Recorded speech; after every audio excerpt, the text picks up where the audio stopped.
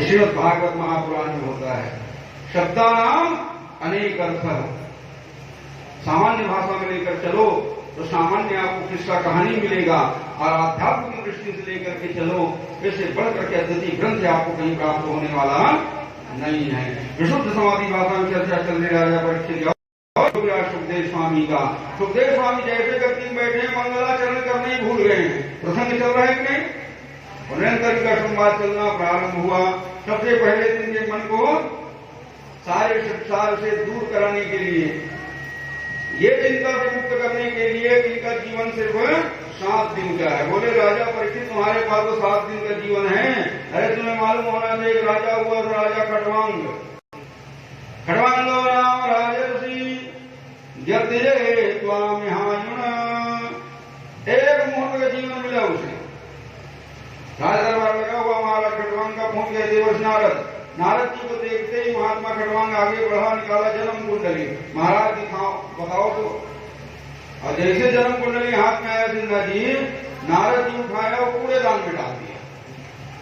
यदि जन्म कुंडली को कहीं कूड़ेदान में डाल दो तो क्या हाल होगा जी? हला बताओ, मेरे जन्म कुंडली क्या बात है महाराज? नारद जी ने कहा जन्म कुंडली कोई काम ही नहीं है। क्यों? अरे यही बताने आया हूं, एक मुहूर्त में तुम्हारा प्राण निकलने वाला है। यही बैठे हो सिन्हा जी, और कोई कहीं बता दे कथा से उठोगे प्राणी निकल जाएगा, क्या हाल होगा? उठ भी नहीं करूंगा। एक मुहूर्त का जीवन है। कमजाम शरणम, भले बहुत होता है, मुहूर्त कोई कम नहीं है। क्या करूं? बोले राजपाट का परित्याग करो, वह करो से धारण करो, कुशासन लगाओ, बैठो, ध्यान लगाओ भगवान का। यदि तुम्हारा मन भगवान के चरणों में चला गया तो एक मुहूर्त में आपको कल्याण संभव हो, कहीं जाने की जरूरत नहीं है। और एक मुहूर्त में राजा खटवांग ने भगवान को प्राप्त कर लिया। जब एक मुहूर्त में भगवान को पाया जा सकता है तो 7 दिन 7 रात का समय कोई कम है नहीं, कोई कम समय नहीं है। समय से मुक्त हो गए, अब माया मोह ममता से मुक्त करना प्रारंभ किए। बोले देखो राजा परीक्षित, तुम्हें मालूम होना चाहिए ये संसार में तुम्हारा कोई नहीं। जानते हो, आज जब भी आपको भागवत महापुराण की कथा सुननी है, कोई यज्ञ करना है, पंडित जी क्या कहते हैं? कोई जुगल जोड़ी होंगे वही बैठेंगे, सपत्नीक होना चाहिए, है कि नहीं? कई लोग कहते हैं कथा करने के इच्छुक तो हैं, लेकिन वो बेचारे बैठ नहीं सकते हैं जुगल जोड़ी, तो कैसे होगा महाराज? तो रिश्तेदार खोजने लगे, उसको खोजने लगे, उसको बैठाएंगे, इतना काम बनेगा। भागवत कथा आप लोग सुनते हो, योगराज सुखदेव स्वामी कथा सुनाने में लगे हुए हैं, राजा परीक्षित बैठ के कथा सुन रहे हैं, लेकिन कहीं पर वर्णन नहीं आता कि राजा परीक्षित इरावती गठबंधन करके बैठे थे। पत्नी उनकी थी, इरावती है कि नहीं? 4 पुत्र हैं, लेकिन न वह बेटा है न पत्नी है। कौन बैठ के कथा सुन रहे हैं जी? कल्याण अपना करना है, किसी और की जरूरत नहीं है। ये सारे संसार में जो कुछ दिख रहे, ए सब स्वार्थ के सखा, दुर्दिन दई है जाग, दुर्दिन दई है जाग, पास को नहीं है। जितने दिख रहे हैं ना, ये सब स्वार्थ को लेकर के चलने में लगे हुए। जब तक स्वार्थ है तब तक प्रेम है, स्वार्थ में टकराओ फिर कहीं प्रेम रहने वाला नहीं है। तो वास्तविक कौन है? साचो संत हमारो संगी, और सभी स्वार्थ के लोलू, चंचल मति बहुरंगी। इस संसार में यदि अपना कोई है तो सच्चा संत और भगवान, और कोई तीसरा हमारा नहीं है। अनेक प्रकार के उदाहरण के द्वारा इस संसार की माया मोह ममता से राजा परीक्षित को मुक्त करा दिए, और तब इनको बैठा करके कथा सुनाना प्रारंभ किए। सबसे पहले तो भगवान के 24 अवतार का वर्णन हुआ। भगवान के कितने अवतार हुए हैं? 24 अवतार। एक ही अध्याय में 24 अवतार का संक्षिप्त रूप से निरूपण किए, और उस 24 अवतार में 10 अवतार, जिसे प्रधान अवतार कहा जाता है, ये 10 अवतार की कथा को थोड़ा विस्तार देते हुए आगे बढ़े। अब विस्तार से कथा को सुनाते सुनाते कहां तक पहुंचे? भगवान कृष्ण के प्रादुर्भाव तक।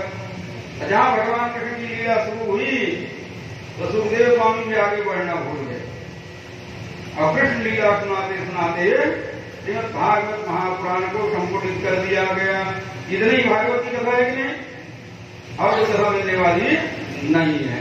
24 अवतार की कथा सुनाए, चतुश्लोकी भागवत की कथा सुनाए, और तत्पश्चात दसवां अवतार की कथा सुनाते हुए सबसे पहले भगवान वाराह नारायण की प्रसंग सुनाते हैं। भगवान वाराह नारायण के अवतरण क्यों हुआ? इस पृथ्वी का उद्धार करने के लिए। जानते हो, एक समय भगवान श्याम सुंदर विश्राम करने में लगे हुए और भगवती लक्ष्मी नारायण के चरण की सेवा में लगी हुई है। एकांत का क्षण है। जानते हो, पति पत्नी जब एकांत के क्षण में होते हैं ना, तो कभी कभी इसमें विनोद भी हो जाता है। पता है कि नहीं?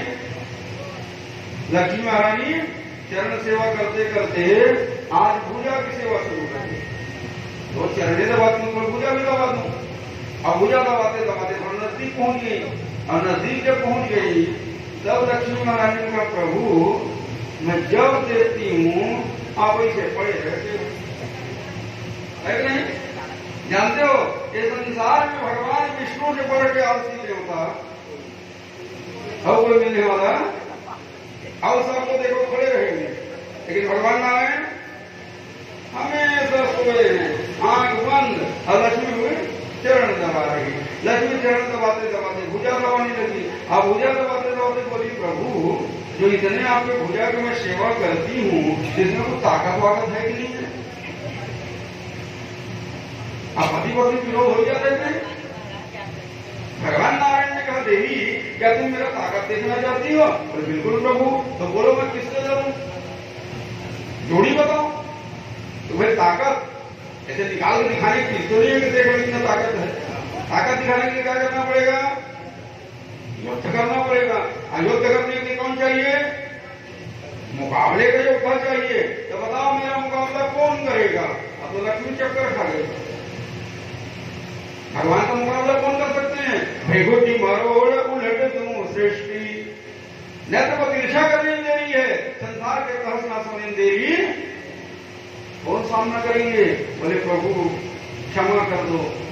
भक्त की इच्छा को भगवान अवश्य पूरा क्या करते हैं। भगवान ने देखा लक्ष्मी की इच्छा है ताकत देखने का, बोले निश्चिंत रहो, चिंता करने की जरूरत नहीं है। वो 4 महात्माएं आ रहे हैं मेरे दर्शन करने के लिए, सनक सनंदन सनातन सनत कुमार। ये चारों जब आएंगे तो मेरे जो परम भक्त जय और विजय, इनके हृदय को उद्वेग प्रकट करूंगा, ये इनके मार्ग को अवरुद्ध करेंगे, और जैसे मार्ग अवरुद्ध होगा आवेश में आकर के श्राप देंगे, और जय विजय घनघोर राक्षस बनेंगे। जब ये राक्षस बनकर जाएंगे तो मैं इनसे युद्ध करूंगा, और तब तुम देखना मुझमें ताकत है कि ये कथा सुनते हो ना कि रावण कुंभकर्ण भगवान से लड़े, हिरण्यकश्यप हिरण्याक्ष भगवान से लड़े, ये कोई सामान्य नहीं है। कौन है? भगवान के प्रधान पार्षद। क्यों जानते भगवान के सामने कोई खड़ा हो सकता है तो भक्त, सिवाय भक्त के कोई दूसरा इनके सामने खड़े होने वाले नहीं है। जिनके नेत्र के तिरछा करने संसार तहस-नहस हो जाता है, उनके सामने कौन खड़े हो सकते हैं? ये भगवान की प्रेरणा थी। चारों महात्माओं को उद्वेलित किया गया, जय विजय हो गए श्रापित, और श्रापित होकर के दीति के गर्भ में प्रवेश किए। संत और बड़े बड़े देवताओं ने देखा दीति के गर्भ को, भयभीत होकर के ब्रह्मा जी ने जाकर प्रश्न किए। ब्रह्मा जी के समस्या का समाधान किया। कहा जाता है कि दीति 100 वर्ष तक गर्भ को धारण की। कितने दिन? 10 महीना के हाल को जानती हो नहीं? और 100 वर्ष में क्या हुआ होगा जी? लेकिन ये जो कथा सुन रहे हो ना, ये सतयुग की कथा है।